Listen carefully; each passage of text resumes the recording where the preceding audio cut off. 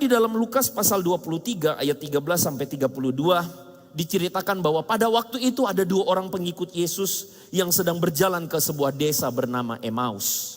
Ini kejadiannya adalah setelah Yesus disalibkan. 3 hari sesudahnya mereka meninggalkan Yerusalem. Mereka balik kembali, entah banyak orang mengatakan mereka kembali ke kota atau mereka melarikan diri. Tetapi 2 orang ini berjalan dalam perjalanan itu. Perjalanan itu saudara dikatakan bahwa mereka bercakap-cakap tentang apa yang terjadi. Membingungkan. Apa itu yang mereka cakapkan? Saudara, sementara mereka bercakap-cakap lalu dikatakan Yesus sesudah bangkit. Yesus datang menghampiri kedua orang ini. Yesus datang bersama-sama dengan mereka. Dan saudara perhatikan baik-baik seperti kata yang saya bold kuning di depan. Mereka 2 orang ini melihat Yesus. Tetapi apa yang terjadi? Ada sesuatu yang membuat mereka tidak mengenali Yesus. Aneh enggak saudara? Aneh banget. Murid Yesus, pengikut Yesus tapi tidak ketemu, tidak bisa mengenal Yesus. Aneh banget. Kita jadi bertanya, apa yang bikin mereka tidak kenal Yesus? Sebentar, saudara simpan dulu. Kita lihat ayat selanjutnya. Lalu Yesus berkata, apa yang kalian bicarakan di tengah jalan ini? Apa yang kalian bicarakan? Saudara perhatikan, mereka berhenti lalu dengan muka muram. Sambil muram, lalu seorang dari mereka berkata begini, namanya Kleopas. Bapakkah satu-satunya atau kamulah satu-satunya orang asing di Yerusalem yang tidak tahu peristiwa apa yang terjadi baru-baru ini? Yesus tanya, apa emangnya? Lalu dia bilang, peristiwa itu terjadi dengan seorang bernama Yesus. Dia orang Nazaret. Lalu yang satu mengatakan, dia nabi. Kata-katanya, perbuatannya berkuasa. Dia hebat, dia luar biasa. Dia membangkitkan orang mati, menyembuhkan yang buta, yang lumpuh berjalan, yang tuli mendengar. Dia mengusir setan, bahkan dengar-dengar nih. Katanya dia meredakan angin badai. Wah, luar biasa perbuatannya. Tetapi apa yang terjadi? Lalu kemudian mereka bilang, tapi sayang imam-imam kepala, pemimpin-pemimpin bangsa ini menyerahkan Yesus untuk dihukum mati dan mereka menyalibkan dia. Saudara, peristiwa Yesus tersalib adalah peristiwa yang menggemparkan Yerusalem. Makanya mereka heran, kok kamu nih orang asing ini, kok kamu gak tahu Yesus itu disalib? Saudara perhatikan ayat atau bagian yang saya bold kuning di depan. Padahal kami apa? Mengharapkan bahwa apa? Yesuslah yang membebaskan Israel. Saudara-saudara, saya mau kasih sedikit gambaran buat saudara. Mungkin sebagian di antara kita tidak benar-benar sadar. Kita membayangkan bahwa Yesus membebaskan Israel dari apa? Dosa. Kebanyakan orang Kristen pasti ngomongnya begitu. Karena apa? Karena kita pikirnya ya begitu. Saudara-saudara tidak salah. Tetapi bagi orang saat itu mereka memikirkan Yesus itu bukan datang membebaskan mereka dari dosa. Mereka berpikir Yesus membebaskan mereka dari apa? Penjajahan. Makanya saudara ingat gak waktu Yesus ditangkap, lalu kemudian ada salah seorang murid yang melawan. Siapa namanya? Petrus. Siapa yang menyangkal Yesus? Petrus. Terus kita bilang, kita dengar dari khotbah nih. Petrus itu asal ngomong. Dia akan bilang, sesungguhnya semua orang meninggalkan engkau. Aku tidak akan meninggalkan engkau. Wah, ternyata terbukti Petrus menyangkal Yesus. Kan gitu kan ya? Kita mendengar Petrus tuh aduh cemen banget lah. Sebenarnya enggak loh. Kalau saudara baca baik-baik, Petrus memang menyangkal Yesus. Tapi Petrus menyangkal Yesus pada momen dimana dia masih mengikuti Yesus kemana-mana. Murid-murid yang lain udah kabur. Saudara, kalau saudara baca baik-baik. Bahkan ketika Yesus ditangkap, Petrus itulah yang kemudian mengeluarkan apa? Pedang. Dia tebas telinganya si hamba imam besar. Dia berperang. Saudara, saya kasih tahu, kenapa murid-murid kabur? Kenapa murid-murid kabur? Karena mereka takut betul banget. Kenapa? Karena mereka nggak nyangka, kok Yesus tidak berperang seperti yang kita harapkan. Karena mereka bermimpi ada orang yang akan mengalahkan penjajah Romawi. Ini Yesus yang udah nyembuhin orang, yang udah ngusir setan. Pasti Tuhan beserta dia, maka dia harus membebaskan kita. Itu bayangan orang Yahudi. Nah, apa yang bikin mereka muram? Karena mereka desperate, kecewa. Karena harapan mereka tidak tercapai. Apa harapannya? Bangsa Israel menang atas penjajah Romawi. Saudara-saudara, itulah yang mengakibatkan mereka tidak mampu mengenali Yesus. Kenapa? Karena mereka berpikir Yesus sudah mati. Karena Yesus sudah mati, nggak ada kemungkinan Yesus bangkit. Ya udah, Yesus sudah mati. The end game, selesai. Mereka tidak bisa mengenali Yesus karena mereka tidak percaya kesaksian akan perempuan-perempuan yang ngomong, Yesus udah nggak ada. Mereka nggak bisa percaya, harapan kita udah hancur. Dan mereka gak bisa kenal Yesus karena Yesus sengaja belum mengenalkan dirinya. Saudara, dalam bagian ini kita menemukan ada kisah dua orang yang muram. Dalam perjalanan yang tidak tahu berjalan kemana. Dan mereka benar-benar muram. Mereka percaya gak bahwa Yesus itu berkuasa? Halo? Mereka percaya banget. Mereka bahkan percaya bahwa Yesus mampu memberikan kemenangan buat mereka. Tapi perhatikan ini baik-baik. Apa yang bikin mereka muram? Karena Yesus yang mereka percaya itu ternyata tidak melakukan apa yang kita inginkan. Karena mereka berharap bahwa Yesus membebaskan mereka dari penjajahan. Kadang-kadang yang jujur membuat kita itu muram atau yang membuat kita tuh merasa kalah dalam hidup adalah karena kita tidak bisa manage ekspektasi kita. Betul? Kita punya ekspektasi dalam hidup yang mungkin saja kita harus akui. Ekspektasi kita keliru. Ekspektasi kita salah. Kita kepengen dalam kerjaan perform. Kita kepengen dalam kerjaan, wah kita bisa reaching goals. Tapi ternyata somehow situasi yang tidak kita bisa kendalikan itu terjadi dan ya akhirnya berantakan semuanya. Kita kepengen punya gebetan. Kita kepengen wah nanti hubungan kita lancar. Ternyata bagaimanapun demikian terjadi. Ditikung orang dan sebagainya. Gak jadi.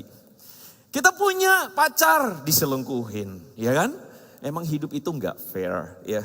Kita punya harapan nanti sekolah begini, nanti begitu, nanti begini, nanti begitu. Terjadi begitu banyak hal dalam hidup. Ekspektasi kita tinggi. Tetapi seringkali yang kita hadapin adalah kita digebukin sama realita hidup, ya kan? Akhirnya apa? Kita menjadi orang-orang yang berjumpa dengan kemuraman demi kemuraman. So I would like to say slow bro, slow. Kenapa? Karena you are not alone. Kamu gak sendirian. Karena apa yang terjadi dengan dua orang itu sama. Dua orang yang berjalan menuju Emmaus itu mengalami apa yang mereka hadapi dengan apa yang mereka namakan kegagalan. Mereka mengatakan padahal kami ini mengharap Yesus, mengharap dia berkuasa, dia Tuhan, whatever you want to say. Dia itu adalah orang yang mengeredakan angin badai. Dia itu mampu mengusir setan, dia melakukan banyak hal. Kami berharap dia membebaskan Israel. Tapi terjadinya apa? Udah 3 hari. Harapan kami pupus, harapan kami hancur, kami tidak mendapatkan apa-apa. Menarik ya.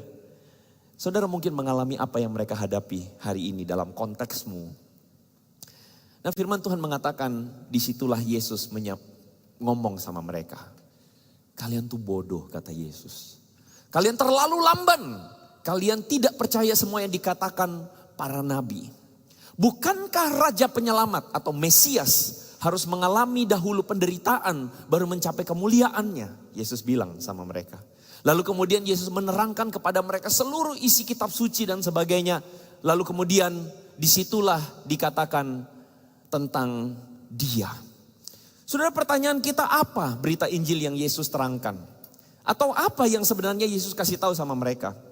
Saya mengambil sebagian perkataan Yesus dalam Matius pasal 16 ayat 24 dan 25. Kita baca bagian ini sama-sama saudara-saudara. 1, 2, 3. Lalu Yesus berkata kepada murid-muridnya, setiap orang yang mau mengikut aku, dia harus menyangkal dirinya, memikul salibnya dan mengikut aku. Karena barang siapa mau menyelamatkan nyawanya, dia kehilangan nyawanya. Tapi barang siapa kehilangan nyawanya karena aku, ia akan memperolehnya. Yesus mengatakan apa? Yesus mengatakan, barang siapa mau mengikut aku, Yesus bilang harus menyangkal diri, memikul salib dan mengikut aku. Nah teman-teman, banyak orang bertanya-tanya, kenapa sih Yesus mesti disalib? Kenapa Yesus mesti disalib? Yesus disalibkan untuk menunjukkan kepada kita bahwa itulah caranya Tuhan. Apa caranya Tuhan? Saya tidak ngomong tentang apa, tapi saya lagi ngomong tentang Yesus lagi bilang bagaimana engkau mengalami kemenangan.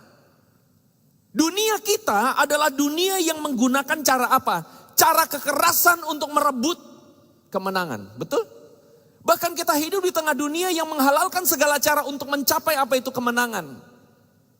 Kita hidup di tengah dunia di mana kalau kamu mendapatkan kemenangan, senggol orang, kick orang, lakukan segala cara untuk capai apa yang kamu mau.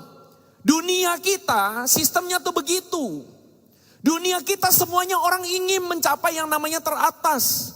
Posisi paling tinggi, keuangan paling banyak, pasangan paling ganteng, paling cantik.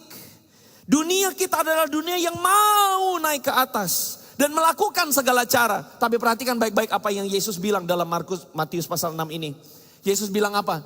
Karena barang siapa mau menyelamatkan nyawanya, kehilangan nyawanya. Tapi barang siapa kehilangan nyawanya karena aku, ia memperolehnya.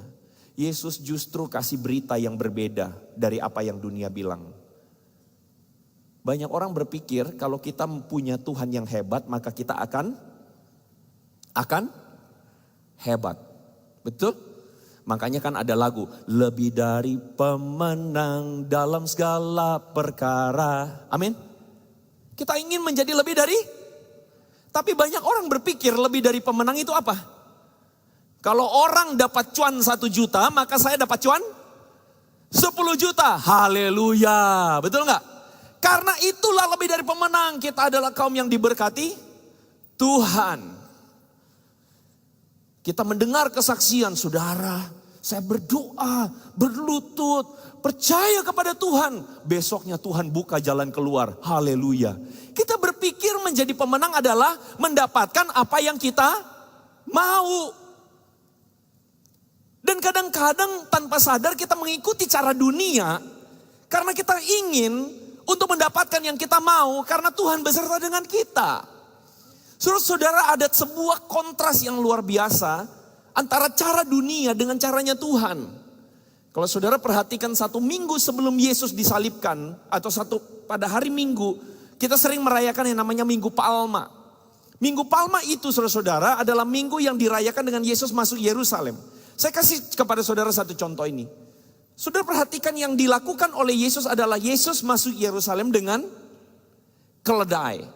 Itu menunjukkan bahwa Yesus itu masuk kota Yerusalem dengan kerendahan hati. Keledai itu adalah kendaraan yang dipakai oleh orang-orang miskin atau orang-orang biasa. Sedangkan orang-orang yang hebat, pemimpin-pemimpin itu masuk kota dengan menggunakan kuda. Waktu Yesus disambut, Hosana, diberkatilah dia yang datang dalam nama Tuhan. Itu adalah sebuah gestur yang dilakukan oleh orang-orang untuk menyambut raja. Karena apa? Mereka berharap Yesus berperang. Tapi waktu masuk Yerusalem, Yesus tidak pakai kuda, tapi Yesus pakai keledai. Saudara, tolong tampilkan lagi PowerPoint-nya. Saudara lihat bahwa Yesus itu masuk Yerusalem dengan menunjukkan bahwa saya ini makin merendah. Tetapi orang dunia masuk sebuah kota dengan makin meninggi. Dan ini yang saya mau bilang. Ada kontras yang besar antara cara dunia dengan cara Tuhan. Rencana manusia itu di mana-mana pada konteks orang-orang hari itu harus berperang untuk merebut kekuasaan. Dengan cara kekerasan, intimidasi, aniaya, manipulasi. Cara-cara apapun dilakukan untuk memperoleh kekuasaan. Tetapi caranya Tuhan justru beda. Caranya Tuhan adalah merendahkan dirinya. Perhatikan ini. supaya manusia tersadar akan kesombongan, keangkuhan, kefanaan. Caranya dunia dengan caranya Tuhan itu beda banget. Yesus lagi tunjukin sama dua orang yang berjalan ke Emmaus. Kamu sadar gak sih bahwa sebenarnya yang kulakukan itu adalah merendahkan diri? Kamu sadar gak sih Mesias yang dijanjikan itu bukan untuk berperang demi keinginanmu? Kamu sadar gak sih Mesias yang dijanjikan itu justru merendahkan dirinya dan menurunkan dirinya. Kembali ke PowerPoint saya. Saudara-saudara, hari itu banyak orang berpikir harus menjadi pemimpin seperti yang di sebelah kiri, bukan di sebelah kanan.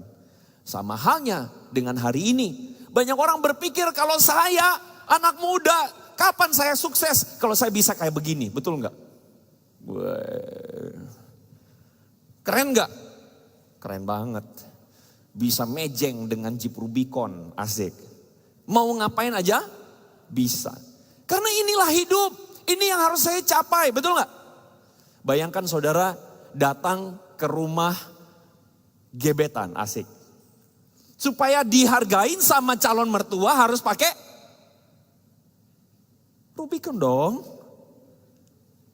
Satu kali dalam pelayanan saudara, saya ketemu dengan seorang anak remaja yang merongrong orang tuanya. Aduh Pak, pusing saya.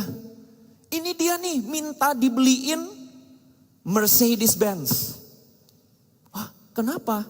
Gini ceritanya, saya ceritain. Jadi dia pakai Honda Jazz. Datang ke rumah pacarnya. Waktu dia datang ke rumah pacarnya, kebetulan pacarnya, cicinya itu diapelin sama pacarnya yang lain. Pacarnya yang lain. Salah ya. Cicinya diapelin sama pacarnya, gitu. Oke? Nah, cicinya ini diapelin sama pacarnya pakai CR-V. Marahlah dia. Masa saya pakai Honda Jazz? Dia pulang dia bilang, "Mah, beliin Mercedes." Kenapa? Itu datang ngapelin cicinya pacarku pakai CR-V. Dan saudara, 1 minggu, 2 minggu orang tuanya dirongrong terus supaya beli. Itulah cara dunia, bukan? Saya kasih tahu, yang ngomel ini dari kecil sekolah minggu di gereja. Cara dunia, bukan? Karena dunia berpikir harus makin gede. Harus makin, itu dunia. Saya kembalikan lagi, tolong kembalikan lagi ke PowerPoint. Tidak ada yang kita di antara kita yang berpikir mau ngapel pakai ini, betul nggak? Meskipun ganteng, tetap aja liatin, wah mobil biru. Kayak apa? Kayak tempat roti balak gitu loh, roti tawar gitu ya. Kotak roti tawar, kotak tisu. Saudara-saudara sadar nggak, saudara yang di depan ini, yang saudara sedang tertawakan adalah gambaran ini. Sadar nggak? Inilah Yesus. Dan Yesus melakukannya. Dan seringkali kita miss the point. Lukas pasal 24 menyadarkan kepada kita, memberitahukan kepada kita. Waktu itu Yesus duduk makan bersama-sama dengan para murid. Lalu dikatakan apa? Dia mengambil roti, mengucap syukur lalu memecah-mecahkannya. Perhatikan ini baik-baik. Bagian kuning mengatakan apa? Lalu sadarlah mereka bahwa itu Yesus. Menurut saudara kenapa mereka sadar? Kenapa mereka sadar itu Yesus? Itu loh yang kita lakukan setiap bulan. Perjamuan. Yesus mengatakan perbuatlah ini sebagai peringatan. Saudara, seringkali kita lewatin konteksnya. Tahu nggak? Waktu mereka sedang makan perjamuan, apa yang terjadi sebenarnya di situ? Bukan ujuk-ujuk Yesus bilang, ayo kita makan. Enggak. Memang konteksnya makan Paskah. Tapi kalau saudara baca baik-baik, konteks mereka lagi makan, apa yang mereka ngomongkan? Saudara tahu nggak apa yang mereka sedang omongkan waktu itu? Yang mereka omongkan waktu itu begini, siapa yang pantas berada di samping kiri dan kanan Yesus? Siapa yang paling besar di antara kita para murid? Kenapa? Karena mereka lagi pikir, Yesus bentar lagi berperang. Yesus bentar lagi akan merebut kekuasaan. Jadi mereka udah bagi-bagi dulu posisi. Siapa yang lebih pantas jadi murid paling hebat? Siapa yang lebih pantas berada di samping kiri Yesus? Siapa yang berada di sebelah kanan Yesus? Mereka lagi sibuk untuk ngurusin siapa di antara kita yang paling hebat. Lalu Yesus mengambil roti. Lalu Yesus bilang begini, inilah tubuhku. Aku datang untuk menyerahkan diri. Dia pecahin. Setelah melakukannya, apa yang Yesus lakukan? Yesus mengambil tempayan lalu mencuci kaki murid-muridnya. Dan Yesus bilang, aku datang bukan untuk dilayani, tapi untuk melayani. Siapa yang terbesar di antara kamu, hendaklah melayani. Di saat manusia sedang mempertentangkan tentang kekerenan hidup. Hidup mesti begini, mesti begini, mesti begitu. Yesus datang dengan diam dan silent. Lalu kasih tahu, aku tuh datang bukan untuk ditinggikan dengan cara begitu. Aku datang untuk menunjukkan kepadamu apa itu kemenangan. Aku bukan untuk datang merebut kemenangan dengan berperang. Tapi aku datang menyatakan kemenangan yang sejati. Apa itu kemenangan yang sejati? Ini kemenangan yang sejati. Teman-teman, foto atau gambar yang di depan itu adalah karya seorang seniman. Yang kalau saudara perhatikan di dalam kultur itu ya. Kalau saudara lihat dalam lukisan seringkali ada yang namanya halo. Bukan halo, bukan. Halo itu di kepala itu loh saudara. Ya. Itu menunjukkan apa? Kekudusan itu loh. Menunjukkan ini holy man.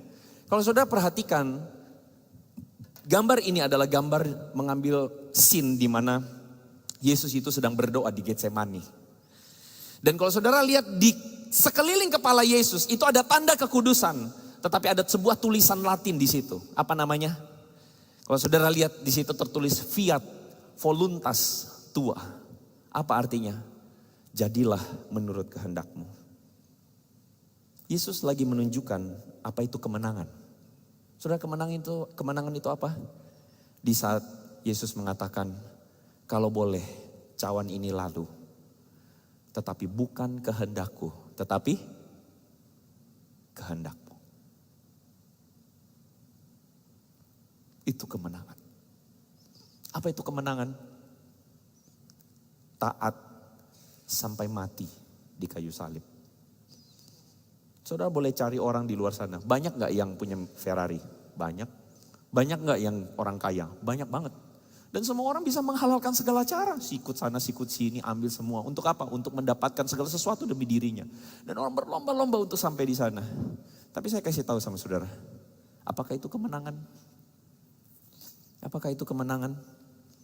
Oke, puji Tuhan kalau Tuhan berkati dengan materi. Saya bukan bilang materi itu jahat, tidak. Puji Tuhan, Tuhan memberkati kita. Tapi saya mau kasih tahu, apa artinya itu semua tanpa namanya di sini. Saudara, cerita yang barusan kita dengar. Orang-orang ibu-ibu lagi rame-rame beli tas Hermes. Louis Vuitton. Apalagi itu?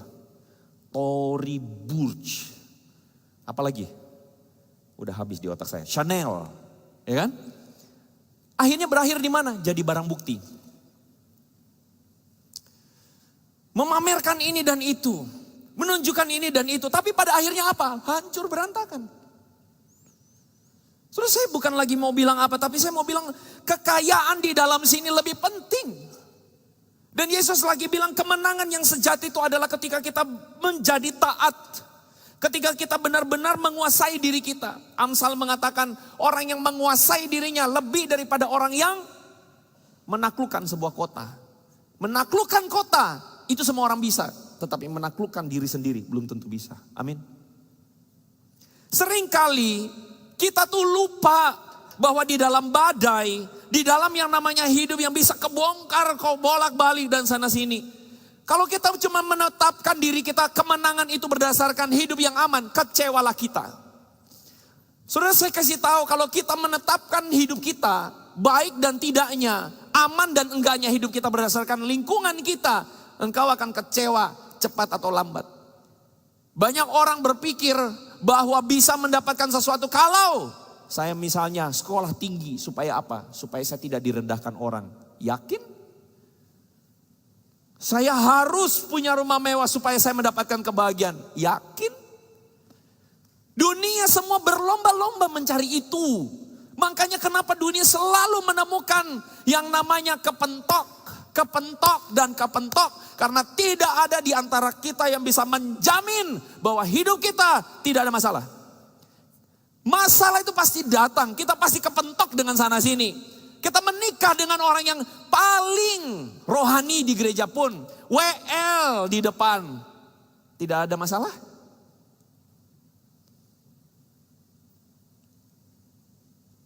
Pasti dalam hidup ada banyak hal tidak sesuai keinginan kita. Pertanyaannya, di tengah hidup yang tidak sesuai dengan keinginan itu, bisakah kamu mengalami kemenangan? Bisa. Saudara, balik ke slide saya. Tahu nggak kenapa saya taruh gambar ini? Ada yang tahu? Ini gambar apa? Ini adalah gambar waktu Yesus dan para murid di dalam perahu di tengah badai. Ingat gak dalam badai itu apa yang terjadi? Waktu itu sekonyong-konyong datang badai. Semua orang ketakutan mau mati. Yesus ngapain? Tidur. Nah itu kok makanya hobi gue adalah tidur. Salah ya, jangan begitu ya. Yesus kenapa tidur? Saya percaya Yesus sedang melakukan yang namanya tindakan kenabian. Tindakan kenabian itu di perjanjian lama dilakukan dengan cara-cara ekstrim. Oke?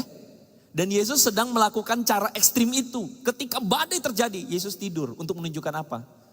Bahwa ada aku di sini dan aku percaya akan kuasanya. Para murid harus belajar percaya bahwa di tengah badai pun engkau akan aman. Lebih dari pemenang itu apa sih? Kan firman Tuhan mengatakan, beribu rebah di kiriku. Terus berlaksa di sisi kananmu. Ku tahu sungguh engkau bersamaku. Itu ayat bukan lagi ngomong bahwa semua orang kena masalah kamu enggak. Bukan. Itu ayat bukan lagi ngomong semua kena pandemi kamu enggak kena pandemi. Bukan. Itu ayat lagi ngomong semua orang falling down kena masalah. Kamu kena masalah enggak? Iya. Tetapi ketika kamu kena masalah, kamu tidak falling down. Why? Because di sini kamu tahu bahwa kemenangan bukan ada pada kena masalah atau tidak. Tapi kemenangan adalah ketika dalam masalah itu saya melihat Yesus. Saya kuat, saya bersama Tuhan. Bahkan masalah itu membentuk saya untuk apa? Rendah hati. Masalah itu membentuk saya untuk apa? Saya dibentuk Tuhan. Makanya bagian akhir ditutup dengan apa? Bukankah hati kita berkobar-kobar? Ketika mereka melihat Yesus, mereka menemukan Yesus, mereka mengatakan bukankah kita berkobar-kobar? Ketika apa? Ketika Yesus menerangkan kitab suci. Jadi malam hari ini saya mau kasih tahu. Apa itu kemenangan? Seringkali kita tidak menemukan kemenangan dalam hidup. Kita selalu muram karena harapan kita salah. Terus bagaimana caranya supaya mendapatkan harapan yang benar? Tidak lain dan tidak bukan. Ketika kita mengerti kitab suci. Kitab suci itulah yang membuat kita berkobar-kobar. Kitab suci itulah yang membuat kita menang. Kitab suci itulah yang membuat kita more than conqueror. Kitab suci itulah yang membuat kita menemukan harapan. Saya tahu habis ini teman-teman pulang. Mungkin engkau berkobar-kobar. Tapi setelah ini, besok mungkin kamu lupa firman ini. Saya realistis dong, betul? Bahkan mungkin lusa kita udah gak tahu, kemarin di Hello God Worship ngomongin apa ya? Lupa. Ingatnya itu, guru Injil Andre goyang-goyang sama itu penari-penari. Jujur. Saya tahu. Tapi begini saya mau kasih tahu. Itulah perjalanan. Perjalanan kita bersama Yesus.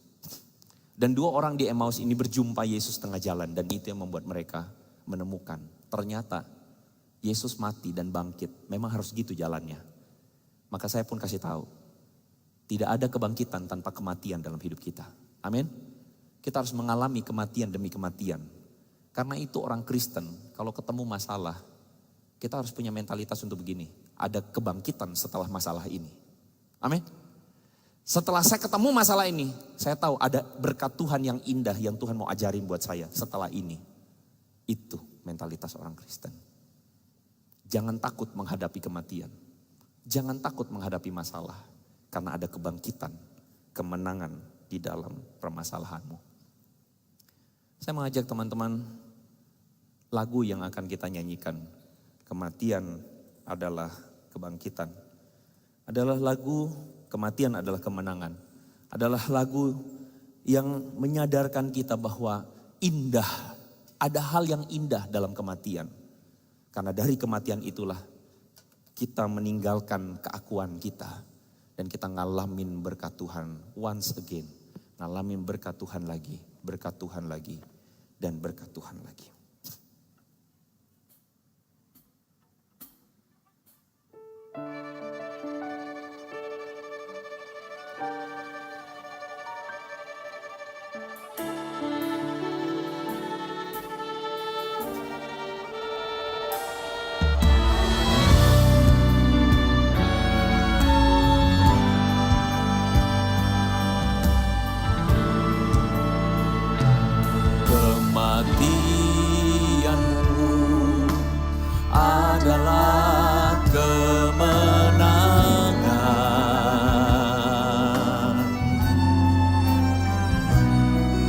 Kemenangan atas dosa, kuasa maut dan iblis.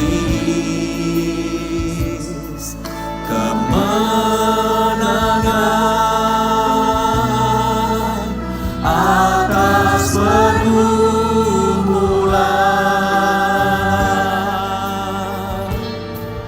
Kemenangan yang beri pengharapan.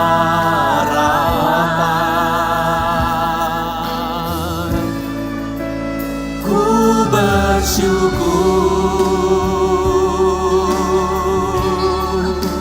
buat karya-Mu Yesus. Kau teragung, termulia dan termasyur. Memuji-Mu, menyembah-Mu Yesus. Buat semua anugerah-Mu di dalam hidupku. Kita nyanyikan sama-sama pujian ini saudara-saudara dari awal. Katakan, kematian-Mu Tuhan adalah kemenangan. Kematian-Mu adalah kemenangan.